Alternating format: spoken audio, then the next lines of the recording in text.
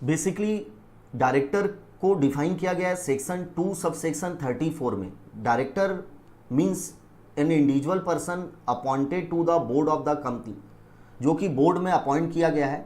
और डायरेक्टर हमेशा individual person होना चाहिए। इसका मतलब एक बॉडी कॉर्पोरेट, एक partnership firm can not become the director. Only a natural person can eligible shall be eligible to be appointed in the board of directors। And board of directors की meaning दी गई collectively director is called the board of, मतलब अगर company में 4 director हैं तो चारों को collectively अपन क्या बोलेंगे, बोर्ड ऑफ डायरेक्टर्स। कंपनी में जो भी डिसीजन लेने हैं डे टू डे अफेयर्स के रिस्पेक्ट में, मैनेजमेंट के रिस्पेक्ट में, वो सभी decision normally board of director के द्वारा लिए जाते हैं। इसका मतलब कंपनी पर नॉर्मली जो कंट्रोल रहता है मैनेजमेंट अफेयर्स को मैनेज करने का और पावर रहते हैं वो बोर्ड ऑफ डायरेक्टर के पास रहते हैं। और बोर्ड जो भी डिसीजन लेती है नॉर्मली मीटिंग कॉल करके लेती है, दैट मीन्स बोर्ड मीटिंग। तो सबसे पहले सेक्शन 149 जो एक बेसिक और इम्पॉर्टेंट सेक्शन है रिलेटिंग टू, इसमें 4 इंपॉर्टेंट लॉ दिए गए हैं। First law relating to minimum and maximum number of director. First law minimum and maximum number of director, मतलब एक कंपनी में मिनिमम कितने डायरेक्टर होंगे और मैक्सिमम कितने डायरेक्टर होने चाहिए। तो sub section 1 provide that every company if such company is the 1 person company minimum director should be 1। अभी अपन मिनिमम डायरेक्टर की लिमिट कर रहे हैं कि 1 पर्सन कंपनी में 1 डायरेक्टर होना चाहिए, प्राइवेट कंपनी में मिनिमम 2 डायरेक्टर होने चाहिए और पब्लिक कंपनी में मिनिमम 3 डायरेक्टर होने चाहिए। That's a minimum number of director must have a company. Company में मिनिमम ओपीसी में 1, प्राइवेट में 2 और पब्लिक में मिनिमम 3 डायरेक्टर होने चाहिए। And maximum number of director in any company, किसी भी कंपनी में मैक्सिमम डायरेक्टर हो सकते हैं 15। कोई भी, चाहे 1 पर्सन हो, प्राइवेट हो, पब्लिक हो, maximum number of director can be 15 number of directors।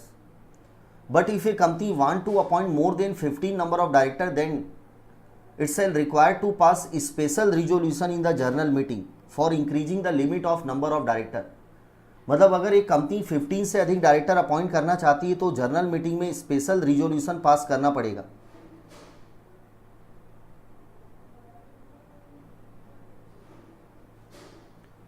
तो अगर एक कंपनी 15 से अधिक डायरेक्टर अपॉइंट करना चाहती है तो स्पेशल रिजोल्यूशन पास करना पड़ेगा। एग्जाम में क्वेश्चन आता है कि कंपनी ने अपने आर्टिकल में लिखा है कि हमारे मैक्सिमम डायरेक्टर 14 होंगे। यस, आर्टिकल में लिखा है तो आप 14 डायरेक्टर तक ही अपॉइंट कर सकते हो। अगर एक कंपनी, अगर यही कंपनी अगर अब 16 डायरेक्टर अपॉइंट करना चाहती है तो क्या कर सकती है? तो आंसर है कर सकती है, लेकिन कंपनी को सबसे पहले अपना आर्टिकल अल्टर करना पड़ेगा एसआर पास करके और लिमिट को इंक्रीज करना पड़ेगा। और उसके बाद फिर 15 से अधिक डायरेक्टर अपॉइंट करना है तो उसके लिए फिर से एसआर पास करना पड़ेगा, मतलब 2 बार एसआर पास करना है। First should alter the article to increase the number of director and second is the कि आपको 15 से अधिक डायरेक्टर अगर अपॉइंट करना है तो जनरल मीटिंग में स्पेशल रिजोल्यूशन पास करना पड़ेगा। तो final conclusion, minimum and maximum number of director 1 person company में मिनिमम 1, प्राइवेट कंपनी में मिनिमम 2 और पब्लिक कंपनी में मिनिमम 3 डायरेक्टर होंगे। मैक्सिमम डायरेक्टर किसी भी कंपनी में 15 हो सकते हैं। अगर कंपनी 15 से अधिक अपॉइंट करना चाहती है तो स्पेशल रिजोल्यूशन पास करना पड़ेगा लिमिट इंक्रीज करने के लिए ना, 15 से अधिक लिमिट बढ़ाने के लिए स्पेशल रिजोल्यूशन पास करना पड़ेगा। But there is a exception कि नो एसआर इज रिक्वायर। इन 2 कंपनियों में 15 से अधिक डायरेक्टर हो सकते हैं। There is no requirement to pass the special resolution in general meeting. The first is a government company and second is a section 8 company, that means non-profit organization। तो government company के लिए relief है कि उनमें 15 से अधिक director हो सकते हैं without passing the special resolution, as well as section 8 company में भी 15 से अधिक डायरेक्टर हो सकते हैं without passing special resolution. Next second concept is resident director. Every company, हर कंपनी में एक डायरेक्टर ऐसा होना जरूरी है, वो shall be the resident in India, मतलब उसको इंडियन रेसिडेंट होना जरूरी है। And resident in India means वो stay in India at least 182 day during the financial year. मतलब करेंट फाइनेंशियल ईयर में कम से कम कंपनी में ऐसा एक डायरेक्टर होना जरूरी है जो इंडिया में 182 दिन during the current financial year में 182 डे इंडिया में अगर वो स्टे करता है तो उसे रेसिडेंट डायरेक्टर माना जाएगा, और कंपनी में ऐसा एक डायरेक्टर होना जरूरी है हर कंपनी में। फर्दर अगर कोई कंपनी इनकॉर्पोरेट इसी साल हुई है, फॉर एग्जांपल कंपनी इनकॉर्पोरेट हुई है 1 अक्टूबर 2020 को, 1 अक्टूबर अभी 1 अक्टूबर को इनकॉर्पोरेट हुई है, तो कंपनी का फाइनेंशियल ईयर कब एंड होगा? 31 मार्च 2021 को फाइनेंशियल ईयर एंड होगा। तो लॉ में एक प्रोविजन दिया गया कि 182 डे की रिक्वायरमेंट रहेगी अगर कंपनी साल भर के लिए एग्जिस्टेंस रहती है, मतलब 365 डे के लिए। इसका मतलब अगर company during the year incorporate हुई है, रजिस्टर्ड हुई है, और वो साल भर के लिए एग्जिस्टेंस में नहीं है, क्योंकि यहां पर कंपनी केवल 6 मंथ के लिए एग्जिस्टेंस में है, अप्रॉक्सीमेट 182 डे या 183 डे के लिए एग्जिस्टेंस में है, क्योंकि 1 अक्टूबर से लेकर 31 मार्च लगभग अप्रॉक्सीमेट 180 डे होते हैं अप्रॉक्सीमेट। तो इस केस में जो रेसिडेंट डायरेक्टर की जो डे वाली कंडीशन है 182 डे, वो प्रोपोर्शनेटली रिड्यूस हो जाएगी। प्रोपोर्शनेटली रिड्यूस मतलब 182 डे की रिक्वायरमेंट है अगर एक कंपनी साल भर एग्जिस्टेंस में रहती है 365 डे, तो अगर कंपनी अगर फर्स्ट ईयर एग्जिस्टेंस में केवल 180 डे के लिए है या 182 डे के लिए, तो इस केस में कंपनी को एक ऐसा डायरेक्टर रखना है 1 अक्टूबर से 31 मार्च के बीच में जो कम से कम इंडिया में 91 डे इंडिया में स्टे करे। 1 अक्टूबर से लेकर 31 मार्च के बीच में एक ऐसा डायरेक्टर कंपनी में होना चाहिए जो इंडिया में स्टे करे 91 डेज। और लॉजिकली है ना 182 डे पॉसिबल ही नहीं, क्योंकि कंपनी खुद एग्जिस्टेंस कितने दिन के लिए है? 182 डेज के लिए है। तो देयरफॉर जो 182 डे की रिक्वायरमेंट है वो प्रोपोर्शनेटली क्या हो जाएगी? रिड्यूस हो जाएगी। सेम एग्जांपल अगर कंपनी सपोज 31 दिसंबर को इनकॉर्पोरेट होती तो भी कंपनी कितने दिन के लिए एग्जिस्टेंस में रहती? 3 महीने के लिए, क्योंकि फाइनेंशियल ईयर कब क्लोज होता? 31 मार्च को। तो 182 डे की रिक्वायरमेंट है अगर कंपनी साल भर एग्जिस्टेंस में रहती है 12 मंथ, तो 3 महीने अगर एग्जिस्टेंस में रहती है तो कितने दिन के लिए होना चाहिए? तो इस केस में आपका आंसर आएगा दैट मीन्स अप्रॉक्सीमेट 44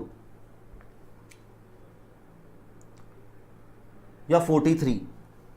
इसका मतलब कंपनी को एक डायरेक्टर ऐसा रखना पड़ेगा जो कम से कम 43 डे स्टे करे इंडिया में between the 31 December two 31 March 2021।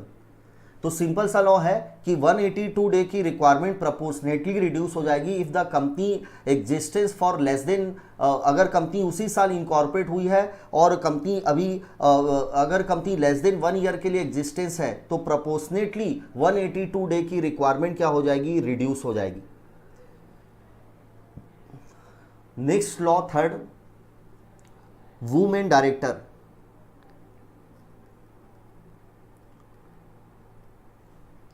Certain classes of companies shall mandatory required to appoint at least one woman director in the board. Such company is the every listed company, and second is the every other public company whose paid up capital is 100 crore or more or turnover is 300 crore in the last year. अगर company का preceding financial year में turnover या तो 300 करोड़ है या फिर paid up capital 100 crore या उससे अधिक है, तो कंपनी को करेंट ईयर में कंपलसरी है एक वुमेन डायरेक्टर बोर्ड में अपॉइंट करना कंपलसरी है। तो वुमेन डायरेक्टर की अप्लीकेबिलिटी एवरी लिस्टेड कंपनी और एवरी अदर कंपनी जिसकी पेड अप कैपिटल 100 करोड़ या टर्नओवर 300 करोड़ है in the immediately preceding financial year, then such company are required to appoint at least one women director in the board. और एक law दिया गया casual vacancy का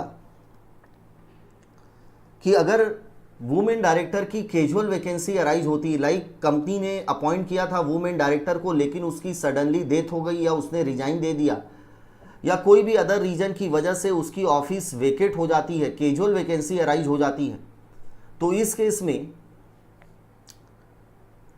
the company shall appoint, मतलब board shall fill up the, board appoint करेगी, board of director shall fill up the casual vacancy, board shall fill up the casual vacancy within 3 month from the date of vacancy. जिस दिन vacancy arise हुई थी उसके 3 month के अंदर, और next board meeting held immediately after the date of vacancy. जब भी नेक्स्ट बोर्ड मीटिंग होगी after the date of vacancy, जिस दिन कैजुअल वैकेंसी अराइज हुई थी उसके बाद जब भी नेक्स्ट बोर्ड मीटिंग होगी, whichever date is later, दोनों में से जो डेट लेटर होगी उस डेट तक वैकेंसी फिलअप हो जानी चाहिए, उस दिन तक वैकेंसी फिलअप हो जानी चाहिए। तो कैजुअल वैकेंसी कब तक फिलअप हो जानी चाहिए? That means within 3 month from the date of vacancy, और next board meeting held immediately after the date of vacancy. जब भी नेक्स्ट बोर्ड मीटिंग होगी, दोनों में से जो डेट लेटर होगी उस दिन तक वैकेंसी फिलअप हो जानी चाहिए। और कौन फिलअप करेगा? Board of directors. Example like 1 मई 2020 को कैजुअल वैकेंसी अराइज हुई थी। केस 1, अगर कंपनी की बोर्ड मीटिंग हो रही है, नेक्स्ट बोर्ड मीटिंग 28 जुलाई को, और केस 2, कंपनी की नेक्स्ट बोर्ड मीटिंग जब हो रही है वो हो रही है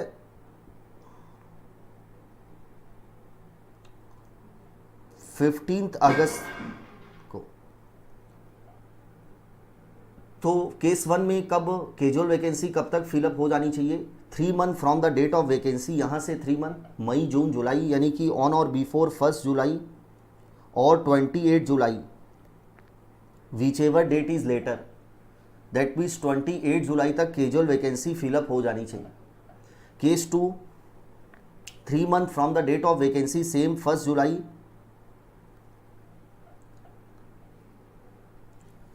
नहीं, 1 मई से 3 मंथ होता है, मई यानी कि 1 अगस्त।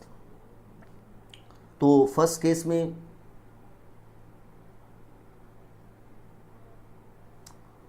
1 अगस्त और 28 जुलाई, मतलब 1 अगस्त तक हो जानी चाहिए। और सेकेंड केस में बोर्ड मीटिंग की डेट है 15 अगस्त, और 3 मंथ आएगा 1 अगस्त और 15 अगस्त, whichever date is later, that means 15 अगस्त। 15 अगस्त तक कैजुअल वैकेंसी क्या हो जानी चाहिए? फिलअप हो जानी चाहिए। तो आपको सिंपली देखना है within 3 month from the date of vacancy, और next board meeting held immediately after the date of vacancy, whichever date is later. That's a third law, women directors. Next law very very important, independent director.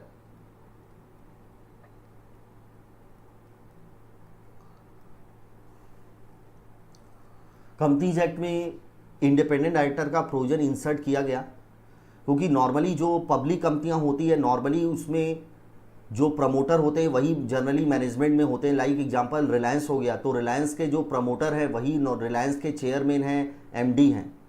तो normally वो company में अपना interest ज़्यादा देखेंगे, अपना benefit ज़्यादा देखेंगे।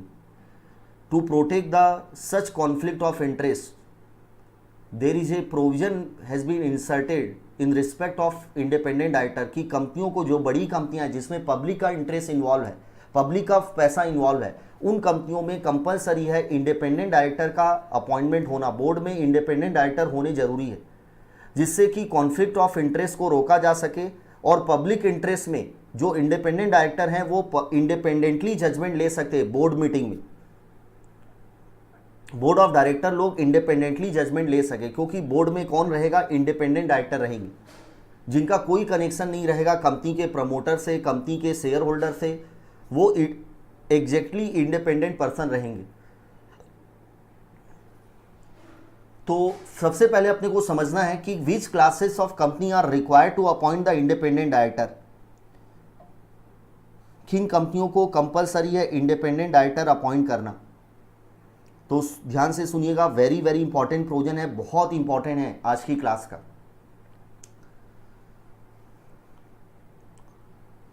विच classes of companies are required to appoint the independent director? तो independent director shall provision shall apply to every listed public company, ध्यान रखिएगा। अभी अपन ने वुमेन डायरेक्टर में क्या पढ़ा था एप्लीकेबिलिटी में, every listed company, listed company, और यहां पर है एवरी लिस्टेड पब्लिक कंपनी। अब दोनों में डिफरेंस क्या है भाइयों? नॉर्मली अपन ना कोई डिफरेंस नहीं समझते, नॉर्मली लिस्टेड और लिस्टेड पब्लिक कंपनी एक ही, लेकिन है डिफरेंस। डिफरेंस ये है कि अगर लिस्टेड कंपनी वर्ड लिखा है ना, तो लिस्टेड कंपनियों में दोनों इंक्लूड होगी, प्राइवेट और पब्लिक। अब आप ये क्वेश्चन पूछेंगे कि प्राइवेट लिस्टेड थोड़ी होती, तो मैं भी बोलूँगा यस, प्राइवेट थोड़ी लिस्टेड होती है। प्राइवेट कंपनी के शेयर लिस्टेड नहीं होते, लेकिन कुछ प्राइवेट कंपनियां हैं जिनके डिबेंचर लिस्टेड हैं, डिबेंचर स्टॉक मार्केट में, बीएससी में, एनएससी में लिस्टेड है। तो अगर लिस्टेड कंपनी वर्ड लिखा है ना, तो उसमें कौन सी लिस्टेड कवर होगी? लिस्टेड पब्लिक भी, और ऐसी लिस्टेड प्राइवेट कंपनी जिनके डिबेंचर लिस्टेड है वो कवर हो। और अगर स्पेसिफिकली लिखा है लिस्टेड पब्लिक कंपनी, तो only those public company whose securities are listed on the stock exchange. तो समझ में आया होगा डिफरेंस लिस्टेड कंपनी और लिस्टेड। तो लिस्टेड कंपनी वर्ड लिखा ना, तो लिस्टेड कंपनी में include listed public as well as listed private, और लिस्टेड पब्लिक कंपनी केवल लिखा है तो केवल लिस्टेड पब्लिक कंपनी। तो इंडिपेंडेंट डायरेक्टर के प्रोविजन अप्लीकेबल होंगे every listed public company and other public company unlisted.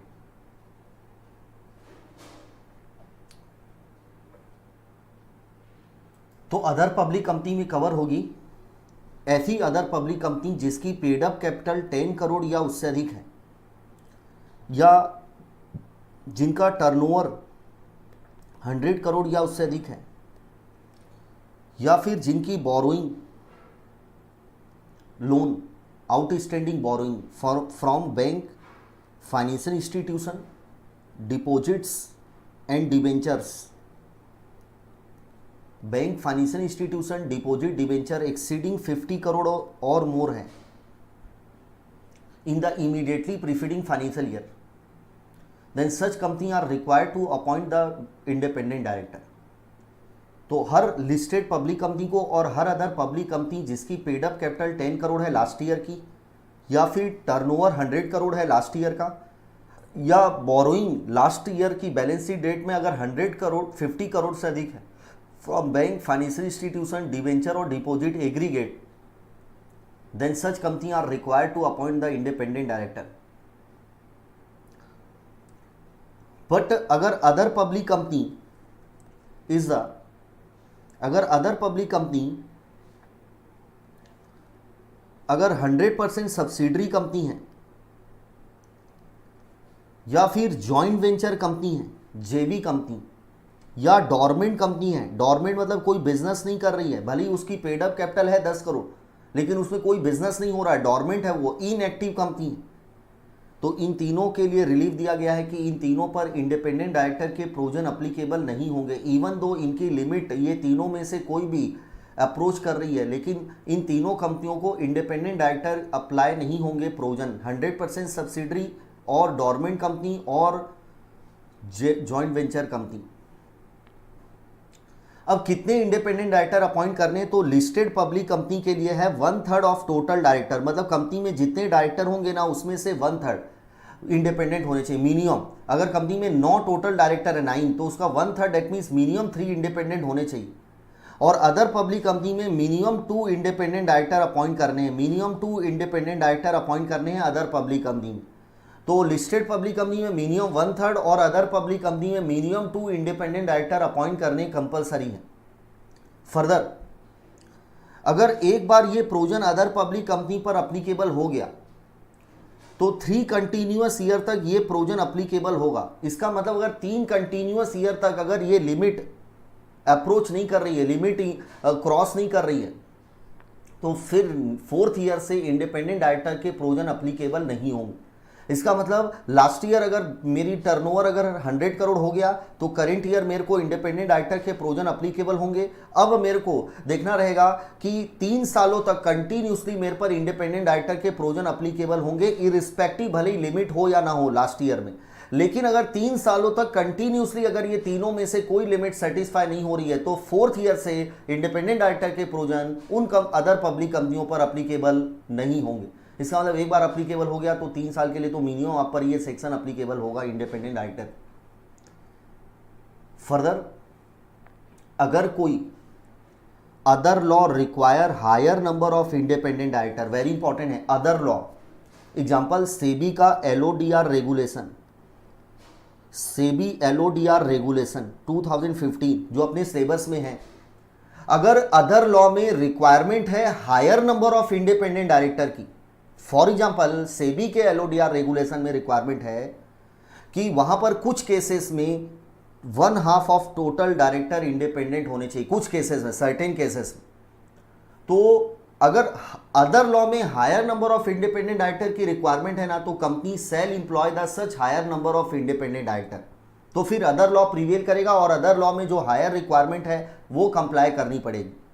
और सेकेंड लॉ है कि अगर अदर सेक्शन कंपनीज एक्ट का, अगर कंपनीज एक्ट का अदर सेक्शन रिक्वायर करता है, other law other section require higher number of independent director, for example section 177, इस एग्जाम में 2 से 3 बार क्वेश्चन आ चुके हैं। क्वेश्चन क्या बोलता है सुनिए, क्वेश्चन ये बोलता है कि एक लिस्टेड कंपनी है या अदर पब्लिक कंपनी है जिसमें टोटल कंपनी के बोर्ड में 12 डायरेक्टर हैं, 12 director total, other public company listed नहीं है, तो मिनिमम 2 इसमें से इंडिपेंडेंट होने चाहिए एज पर 149, 2 इसमें से क्या होने चाहिए, इंडिपेंडेंट। लेकिन अगर other law require, company act का अगर other section require the higher number of independent director, for example इस कंपनी में ऑडिट कमेटी के भी प्रोविजन अप्लीकेबल है, सेक्शन 177, और ऑडिट कमेटी में टोटल 6 मेंबर है, ऑडिट कमेटी में टोटल 6 मेंबर है, 6 डायरेक्टर मेंबर है। तो 177 बोलता है कि majority of member should be independent होने चाहिए, मतलब 6 में से 4 मेंबर शुड बी इंडिपेंडेंट होने चाहिए, जबकि हमारे पास इंडिपेंडेंट डायरेक्टर कितने हैं, 2 ही हैं। तो इस केस में अपने को हायर नंबर ऑफ मतलब 4 मिनिमम इंडिपेंडेंट डायरेक्टर अपॉइंट करने पड़ेंगे। अगर आपको ऑडिट कमेटी में कितने मेंबर रखने हैं, 6। अगर ऑडिट कमेटी में अगर आपको 6 मेंबर रखने हैं तो मिनिमम 4 इंडिपेंडेंट, क्योंकि अदर सेक्शन अगर रिक्वायर करता है higher number of independent director, then company shall employ the such higher number of independent director. तो 149 तो बोलता है कि अदर पब्लिक कंपनी में 2 से काम चल जाएगा, लेकिन 177 बोलता है कि टोटल जितने मेंबर होंगे ना कमेटी में से, उसमें से मेजोरिटी ऑफ मेंबर क्या होने चाहिए, इंडिपेंडेंट डायरेक्टर। तो टोटल मेंबर कितने हैं, 6 का मेजोरिटी क्या होगा, 4। इसका मतलब 4 इंडिपेंडेंट डायरेक्टर इस केस में आपको कंपलसरी है अपॉइंट करने पड़ेंगे। और उसके बाद नेक्स्ट लॉ 149 सबसेक्शन 6 में इंडिपेंडेंट डायरेक्टर की डेफिनेशन दी गई, वो सेल बी इंडिपेंडेंट डायरेक्टर, किसको इंडिपेंडेंट डायरेक्टर माना जाएगा। तो बेसिकली एक जनरल कंसेप्ट आपको बता रहा हूं, कंपनी में जो डायरेक्टर होते हैं, इसको जरूर नोट डाउन करिएगा आप लोग, वो 2 टाइप के होते हैं। First is the executive director, like example MD हो गया, मैनेजिंग डायरेक्टर, मैनेजर हो गया, वोल टाइम डायरेक्टर हो गया, ये सभी एग्जीक्यूटिव डायरेक्टर होते हैं। And second non executive director.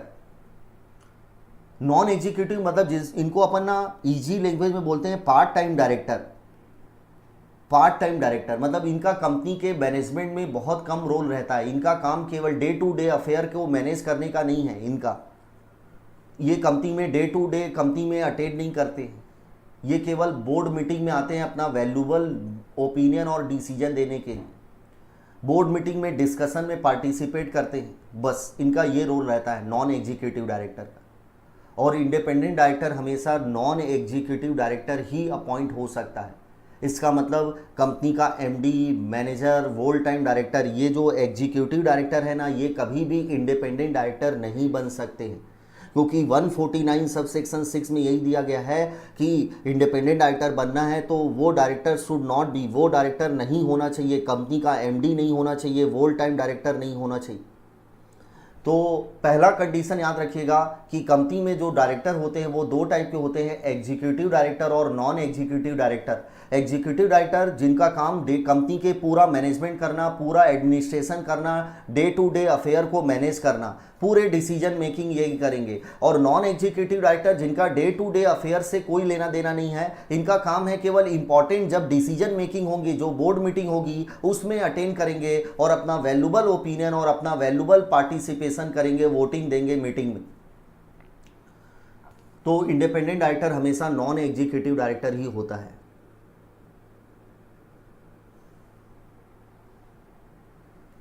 और डायरेक्टर दो टाइप के होते हैं फर्दर, एक रिटायरिंग डायरेक्टर और सेकेंड नॉन रिटायरिंग डायरेक्टर।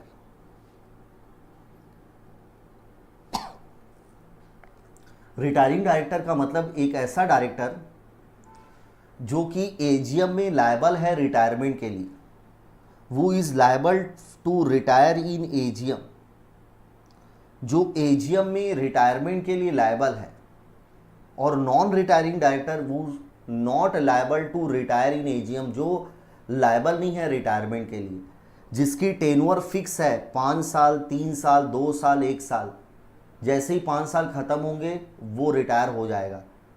और रिटायरिंग डायरेक्टर मतलब जो एजीएम आने वाली है ना उसमें वो लायबल रहेगा रिटायरमेंट के, उसे बोलते हैं रिटायरिंग डायरेक्टर। कंपनी अपने आर्टिकल में लिख सकती है कि हमारे यहाँ जितने भी डायरेक्टर होंगे रिटायर बाय रोटेशन होंगे और हर एजीएम में रिटायर होंगे। तो all director shall retire in AGM, सभी डायरेक्टर रिटायर हो जाएंगे एजीएम में और फिर उसी एजीएम में शेयर होल्डर या तो उन्हीं डायरेक्टर को वापस रीअपॉइंट कर देंगे या फिर नया डायरेक्टर अपॉइंट कर देंगे। तो ये आगे कंसेप्ट और आएगा डिटेल में। रिटायरिंग डायरेक्टर जिसको रिटायर बाय रोटेशन बोलते हैं और non retiring director that means non rotational director.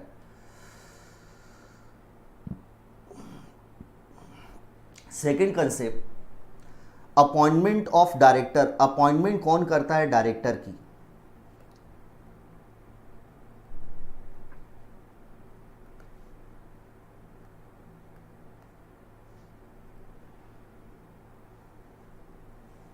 Appointment of director, first director, जैसे फर्स्ट ऑडिटर होता है, अपन ऑडिटर पढ़ते हैं, उसी तरह फर्स्ट डायरेक्टर कंपनी का, और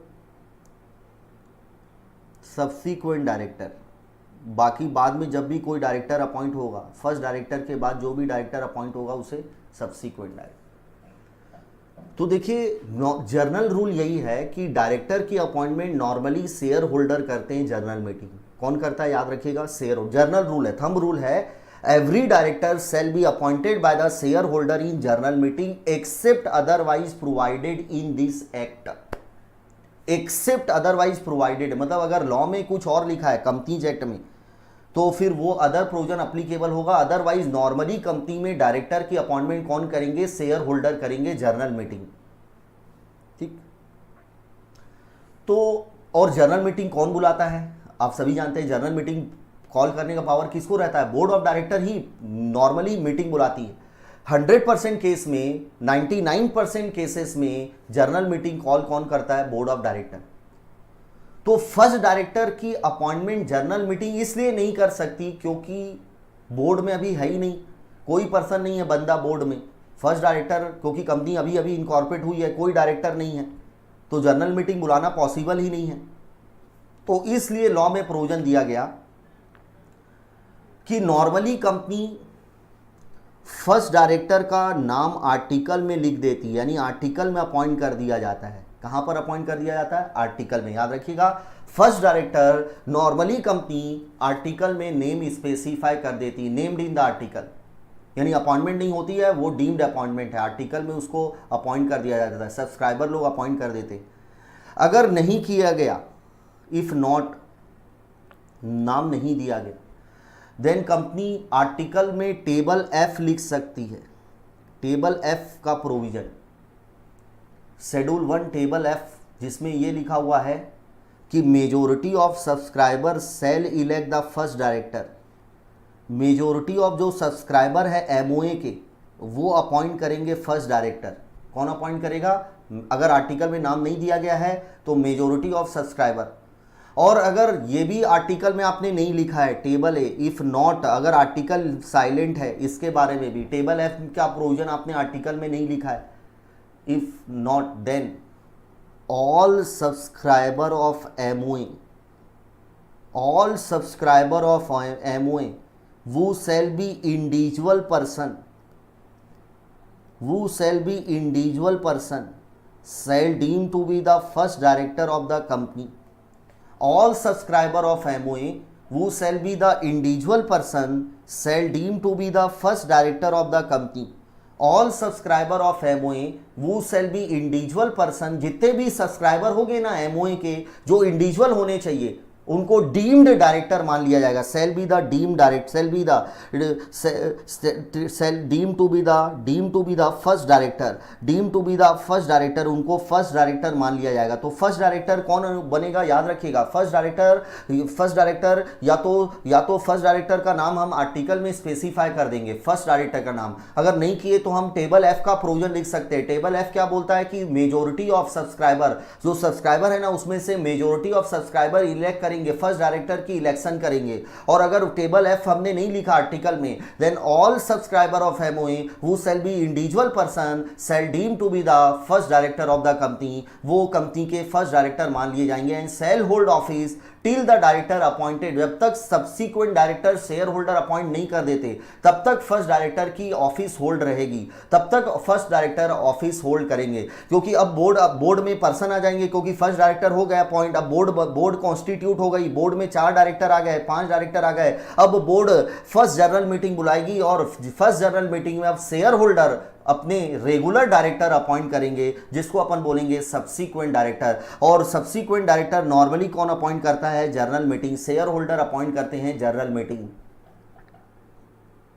एक्सेप्ट अदरवाइज। लेकिन लॉ में अगर कहीं पर लिखा है, लाइक एक एग्जांपल सेक्शन 161 में लिखा है कि कुछ केसेस में डायरेक्टर की अपॉइंटमेंट बोर्ड कर सकता है, बोर्ड ऑफ डायरेक्टर कर सकते हैं डायरेक्टर की अपॉइंटमेंट। जनरली कौन करता है? शेयर होल्डर करते हैं। लेकिन 161 इज द एक्सेप्शन, 161 एक्सेप्शन है, 161 एक्सेप्शन है, 161 एक्सेप्शन है, जिसमें ये लिखा हुआ है कि बोर्ड ऑफ डायरेक्टर भी कुछ केसेस में डायरेक्टर की अपॉइंटमेंट कर सकते हैं। लाइक स्पेशल केस है, एडिशनल डायरेक्टर हो गया, ऑल्टरनेट डायरेक्टर हो गया, नॉमिनी डायरेक्टर हो गया, ये सभी डायरेक्टर बोर्ड अपॉइंट, ये स्पेशल डायरेक्टर है, इनकी अपॉइंटमेंट बोर्ड कर सकती है। अदरवाइज नॉर्मली हर केस में डायरेक्टर की अपॉइंटमेंट कौन करता है? Share holder general meeting. तो कंसेप्ट ये बना, फर्स्ट डायरेक्टर कौन अपॉइंट करेगा? 3 चीज, या तो उसका नाम हम आर्टिकल में लिख देंगे फर्स्ट डायरेक्टर का, अगर नहीं लिखा गया तो टेबल एफ का प्रोविजन इंकॉर्पोरेट कर देंगे। और टेबल एफ बोलता है majority of subscriber shall elect the first director. और अगर वो भी नहीं लिखे अपन, आर्टिकल साइलेंट है, then all subscriber of MOA shall deem to be the first director of the company, उनको कंपनी का फर्स्ट डीम डायरेक्टर मान लिया जाएगा। एंड उसके बाद फर्स्ट जनरल मीटिंग होगी और subsequent director share holder appoint करेंगे general meeting. Thereafter journal procedure, जब भी कोई डायरेक्टर अपॉइंट होता है तो डायरेक्टर अपॉइंट होने से पहले कुछ बेसिक प्रोसीजर फॉलो करनी है। सबसे पहले जब भी कोई डायरेक्टर अपॉइंट होता है तो director must hold a valid dean number, उसके पास डायरेक्टर आइडेंटिफिकेशन नंबर होना जरूरी है। Dean number, director identification number, या सच आइडेंटिफिकेशन नंबर जो सेंट्रल गवर्नमेंट प्रिस्क्राइब करेगी। अभी तक कोई प्रिस्क्राइब नहीं हुआ है तो अभी तक डीन ही कंपलसरी है। हर पर्सन जो डायरेक्टर बनना चाहता है उसको पहले डीन न लेना है, उसके बाद ही वो कंपनी में डायरेक्टर बन सकता है। तो he must obtain the dean from the central government. उसके बाद जब भी अगर आप डायरेक्टर बनना चाहते हैं कंपनी में तो आप अपनी एक रिटर्न कंसेंट देंगे कंपनी को।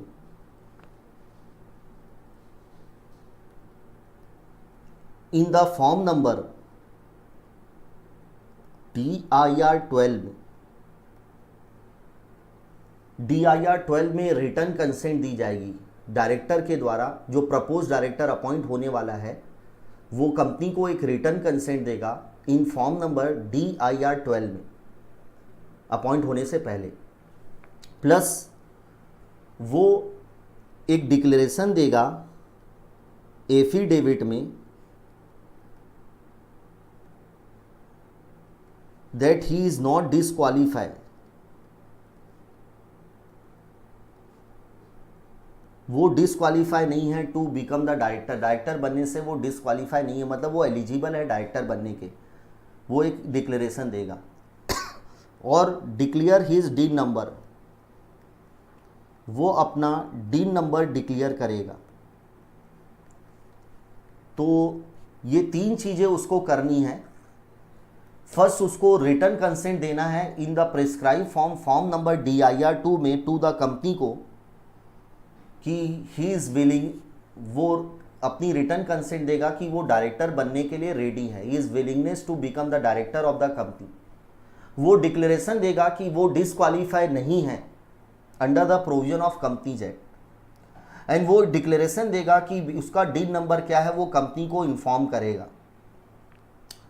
और जैसे ही कंपनी अपॉइंट कर देती है, अगर वो अपॉइंट हो गया, अगर शेयर होल्डर ने जनरल मीटिंग में अपॉइंट कर दिया, उसकी अपॉइंटमेंट हो गई, रिजोल्यूशन पास हो गया अपॉइंटमेंट का, तो कंपनी की ड्यूटी है, कंपनी ROC को इन्फॉर्म करेगी उसका अपॉइंटमेंट के बारे में, टुगेदर विथ उसकी जो रिटर्न कंसेंट आई थी उसकी कॉपी भी, यानी DIR 2 की कॉपी भी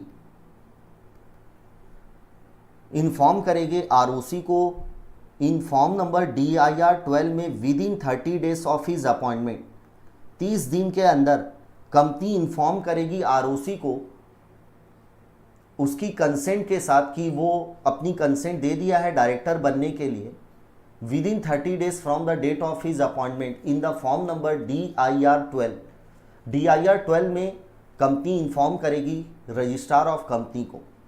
दैट्स एक जनरल प्रोसीजर है अपॉइंटमेंट होने से पहले और अपॉइंटमेंट होने के बाद क्या क्या प्रोसीजर फॉलो करनी है। तो याद रखिएगा, first return consent, second declaration that he is not disqualified, third is कि वो अपना डीन नंबर कंपनी को इंटीमेट करेगा, डिक्लेयर करेगा, और जैसे ही अपॉइंटमेंट हो जाती है अगर जैसे ही वो अपॉइंटमेंट हो जाता है तो वो ROC को इंटीमेट करेगा in the form number, company inform करेगी ROC को in the form number DIR 12 together with उसकी रिटर्न कंसेंट की कॉपी भी ROC को फाइल की जाएगी विद इन 30 डेज के अंदर from the date of his appointment.